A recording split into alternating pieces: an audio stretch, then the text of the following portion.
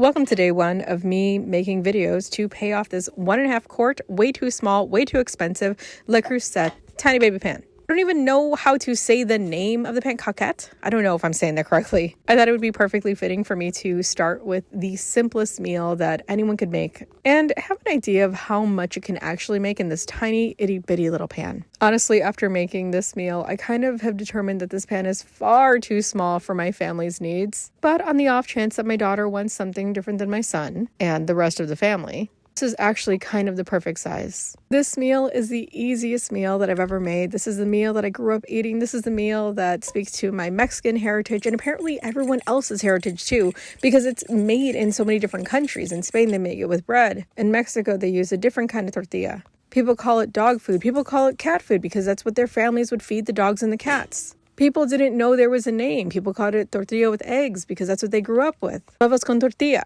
People like to mess around and say that you can add different things to it, but in its truest nature, its truest form, you usually only just use a little bit of oil, tortillas, crisped up in the pan, not cooked, not heated in any other way, with some eggs. In this case, farm fresh eggs.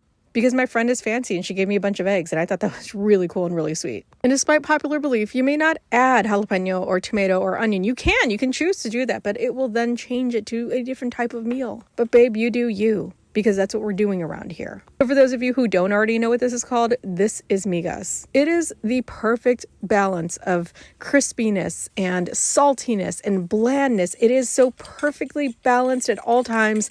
I cannot stress enough to you, if you've never had migas before, you need to make it. Now, do I recommend you use a larger pan? Yes, unless you are a single person. Do not ever buy this pan. This is the smallest pan in history. I will continue to make videos about this pan because I've already paid for it and I'm terrible about returning things based on the amount of money I make per video, depending on the views and engagement. So guys, you could really get angry in the comments if you feel like it. Just like tear this video apart and talk badly about my stove. But whatever it is, I probably make about $1 a video. So here's to 165 videos maybe. Hopefully not. Hopefully I don't have to make 165 very tiny meals to pay off this pan. But if it is, at least it will be a good meal. And I promise you that this will be a lot of fun because I think I'm already having fun. So yeah, migas.